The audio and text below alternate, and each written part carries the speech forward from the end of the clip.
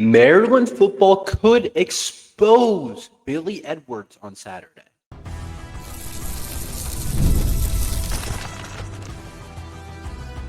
You are Locked On Terps, your daily podcast on the Maryland Terps, part of the Locked On Podcast Network.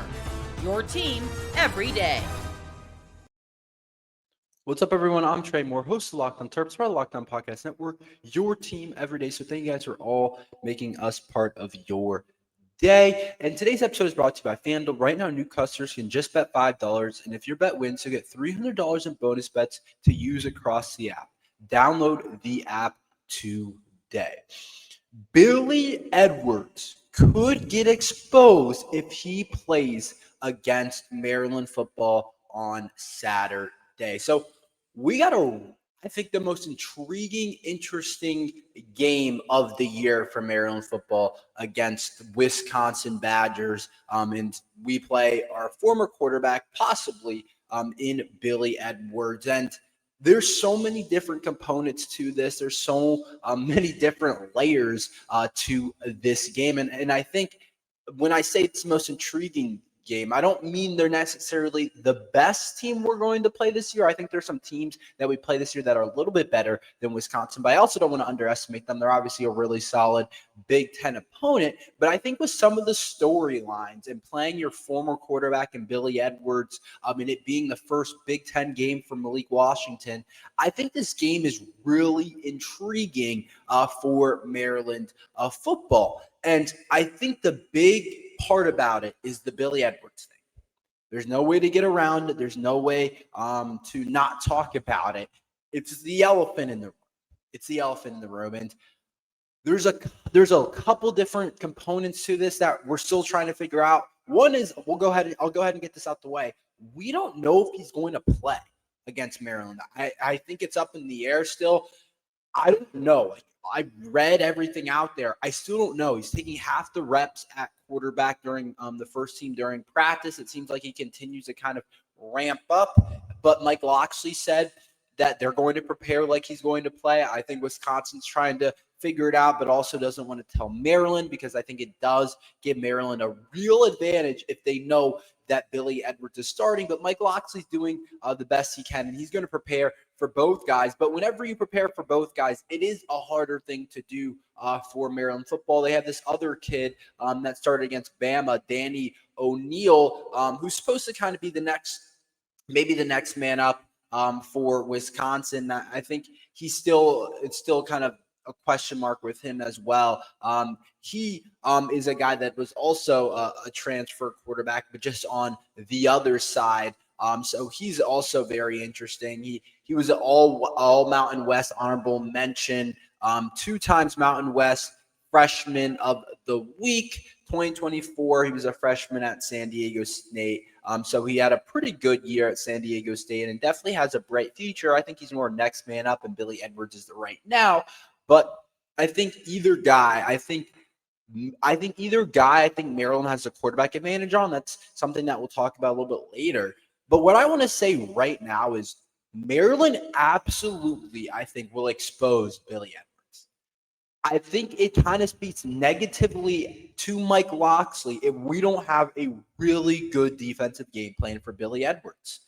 I think that's fair to say. I think that when we think of how long Billy Edwards was part of Maryland's program, when we think about Billy Edwards actually being Billy Edwards was our starting quarterback last year. I know you guys all know that, but let's not try and play around this. He was our starting quarterback. Mike Locksley played against him, or didn't play against him, but coached him, saw him every day in practice, understood what Billy Edwards did absolutely at his highest level, understood what he did best, and understood what he did at his lowest level and everything in between.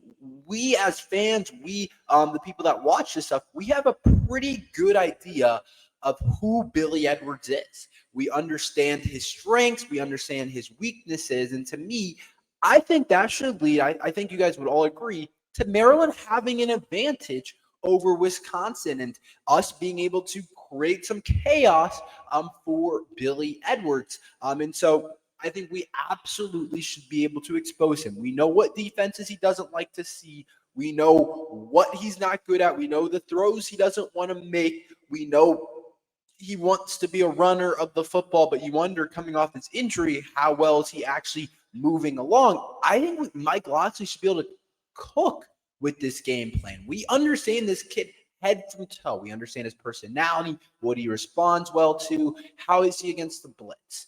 How is he when we drop in zone? How is he when we play man? How is it when we play cover two? How well does he recognize coverages when we disguise different things? So I think Maryland has a real advantage against Billy Edwards that should allow us to be able to have a really good opportunity to expose him and to limit the Wisconsin's offense. And I think the kid, Danny O'Neal, I think also, who could potentially start, I don't think we have the same schematic in terms of understanding Danny O'Neal and what he's good at, what he's not good at, if he ends up playing. But I do think that there's something to be said for a kid in Danny O'Neal who didn't play that great against Alabama, but he didn't really have an opportunity to play that well. He only threw the ball 17 times, 1 touchdown, 2 interceptions. Like, I'm not going to kill him for what he did against Alabama. I'm not going to act like we're an Alabama defense. But he's also not the most experienced kid ever. So I do think there's a world where he's not ready to play in this type of game either, and he hasn't put up a good product at Wisconsin yet. We know what he did in the Mountain West for San Diego State, but at Wisconsin, he hasn't done anything special. And I think there's an advantage there, especially because the offseason, Billy Edwards, I know, was taking most of the first-team reps. So Danny O'Neal's still kind of the new thing on the block if he ends up playing. So I think both quarterbacks, we're actually going to have the advantage over. I think that we are going to be able to do some things at a high level that they're just not going to be able to keep up with, and they're just not going to be able to know about. And I think it also goes back to my point that I've been making. Maryland's defense is a lot better than we thought it was going to be so far in the season. But we have to take that with a grain of salt, because it's like we don't really know how good this defense is actually going to be. We don't really know exactly how good it's going to be against a Big Ten team. But I just think when I think about the schemes, when I think about what we're going to be able to throw at Billy Edwards, I think he's going to have some trouble. Not saying we necessarily kill Wisconsin. That's not what I'm saying. I think it'll be a close back and forth game, but I do think he'll have some trouble. And one could say this, that Billy Edwards understands Maryland really well and their defense really well. But I kind of respond to say, we have a new defensive coordinator. We're doing things differently this year on the defensive side of the ball. So as much as Billy Edwards knows about Maryland's defenses, knows about different coverages and all these different things, you have to kind of be like, take that back and be like, Maryland's doing things differently this year. New defensive coordinator, new scheme overall. We're playing things differently. And then also you could argue the personnel part about it. But when you look at the Maryland roster, we got new personnel basically everywhere that's playing, either freshman or transfer. I know there's some position groups, but I just don't think it's going to make up for us knowing Billy Edwards, us knowing what he does well. And I think it's really going to help us prepare. And I do think that the knee injury that he has could hold him back. And I've always said it. I thought last year we didn't do a good enough job of taking advantage of what Billy Edwards did best, is running the football. But you wonder if it's going to be slowed down in this game. So I think it's going to be a really interesting contest against our former quarterback. I think it's the most intriguing game of the year, and I'm excited to see what we can do. But I do think we potentially could expose Billy Edwards. We're going to talk about the early line of this game. What do I think about it? What do I think the Terps will do with it? What are my conclusions about the line? We'll talk about that next.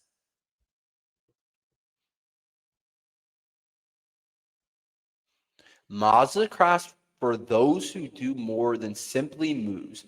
Mazda delivers confidence with every ride with more IHS top safety picks plus awards than anyone else. From footwork to breathwork, athlete sweats, all the details, Mazda brings the same intention to how we craft every model. You can feel Japanese craftsmanship in every detail, from the metallic accents to available Napa leather upholstery. You can move everyday drives and they feel like anything but. From smooth handling to intuitive controls, with all-wheel drive standard in every crossover SUV, you can drive with confidence through almost any season.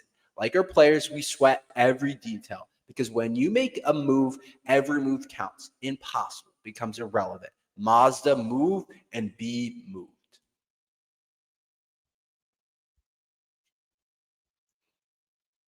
It's almost a weekend, and it's time to look at this week's MVP on Who Delivered, powered by DoorDash. Just like you win every Saturday with DoorDash Streaks, saving more every time you order, these players deliver when it matters most. Let's break it. For the Maryland Terrapins, my player is Shalik Knott. He continues to deliver in a big way. He scored another big touchdown and is leading our team in receiving yards currently. When the pressure was on and he didn't play a ton over the last couple of years, he had no hesitation, no delay.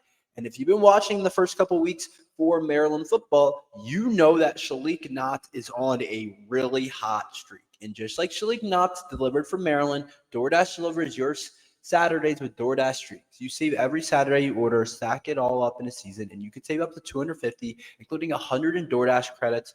Order this Saturday, keep the streak alive, feel your game day. Only with DoorDash. Terms apply. Promo period through 11/18.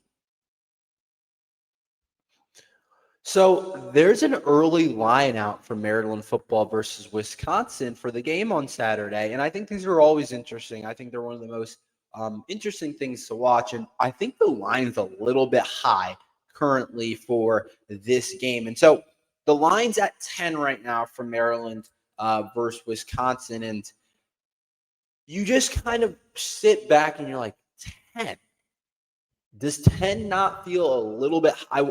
Let me know if you guys, what you guys think. But to me, 10 feels a little bit high for this game against Wisconsin. I think it's just a little bit high for this game. Or excuse me, it's actually at 7.5.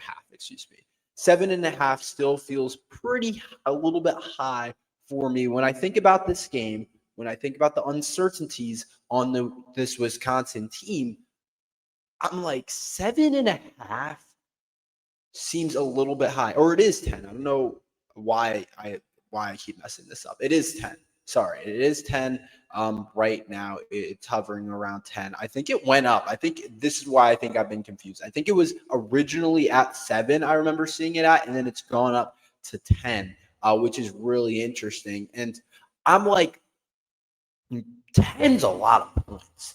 And I understand that we're on the road, but it just feels like a bit of a high number for me. And I think it goes back to kind of the early season predictions. Vegas isn't going to be swayed by Maryland beating Towson and NIU. Like, that's not how it works. The Vegas doesn't, it's not like, oh, you beat those teams by 30, like they're going to feel much better about the number. But it does kind of feel like the early season Maryland football, which, to be fair, it still is the early season. We really don't know what we have in terms of Big Ten play, in terms of all those different things. We just don't know what we have. And so when I look at this game, when I understand this game, it's very interesting because I'm like, 10 just seems like a lot of points. And here's my spew on it and why I don't think it should be that high, or why I think Maryland has a good shot with this early line. One, Wisconsin don't know who their quarterback is. We can hype up Wisconsin's team. We can look forward to Billy Edwards and all these different things. At the end of the day, they don't know who's going to play. And I think when you look at the most important position on the field, it's one thing if you have a receiver that's questionable. It's one thing if you have a corner that's questionable, or somebody on the defensive line. It's a different animal when your quarterback, you don't know who's going to play. It's a lot harder to break in the offense, to prepare for Maryland when you got two quarterbacks taking 50-50 reps, because it's like neither one of those guys is actually going to be able to get to where they need to get to have a good game. And so I do think there's something to be said for preparing at a high level, especially with a guy like Billy Edwards, who's new to the Wisconsin offense. And then Danny O'Neal is as well, a younger guy that's new to this Wisconsin offense. You need as many reps as you can get. When you're getting 50-50 on game week, that's not great. So they have a lot of uncertainties on their quarterback. position. And then I think also something else to be said, they just got beat up by Alabama. And you could argue that they come in motivated and ready to go. But after you play a physical team like Alabama, you don't move the same. You're not ready at the same level versus if you just blew out Towson like we did and we were able to rest everyone. And I think there is something to be said for that. And we saw an Alabama team, and I'm not saying we're as talented as Alabama or have the same type of receiving core as Alabama. That's not what I'm saying. But we did see an Alabama team who actually put up a very similar game to how I expect Maryland to play if Maryland's going to win the game. Pass for a lot of yards, not really run the ball particularly effective, but pass for a lot of yards and get your receivers involved a lot and maybe some Malik Washington runs. That's exactly how Alabama won the game. Ty Simpson threw for 382 yards and 4 touchdowns. Not saying we're going to do that. Ty Simpson also was their leading rusher with 25 yards. Would it be surprised if Malik Washington's our leading rusher on Saturday? And then some of their big-time receivers, you guys know the name, Ryan Williams, 5 receptions, 165 yards.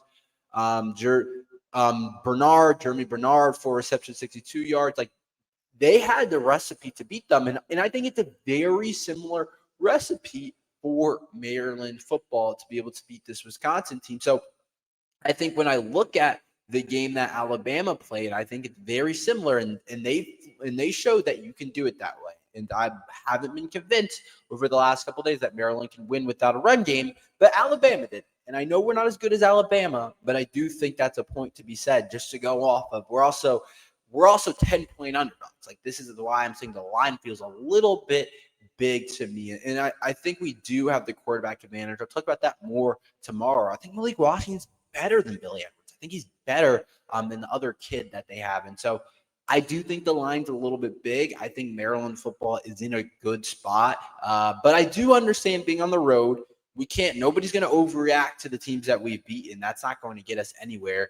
Nobody's going to be like, oh, they beat this and this and this. Like, that's not going to move anybody. And so I do think it's important to be like, yeah, Maryland did this against Towson, against NIU, but we got to separate that a little bit. Maryland basketball had a huge visit that I haven't talked about. Our first basketball talk in a while, but I wanted to make sure to talk about it. We'll talk about that next.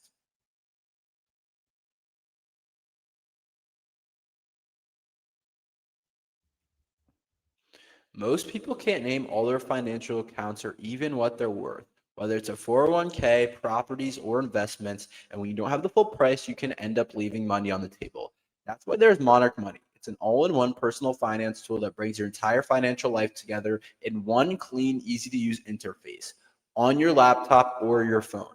Monarch built for people with busy lives, and if you put off organizing your finances, Monarch is for you. Monarch does the heavy lifting for you, and you can link all your accounts in minutes, see clear data visuals, get smart categorization of your spending, and finally feel in control of your money without ever touching a spreadsheet. You can identify that you aren't saving as much as you thought, and Monarch helps you notice an inefficient investment allocation and discover forgotten 401ks from the past job. Maximizing investments, increasing your savings rate, and easily reviewing finances with your partner and or financial advisor, and keeping a clear view of your financial health week to week and long term. Don't let financial opportunities slip through the cracks. Use code LOCKEDONCollege at monarchmoney.com in your browser for half off your first year. That's 50% off your first year at monarchmoney.com with code LOCKEDONCOLLEGE.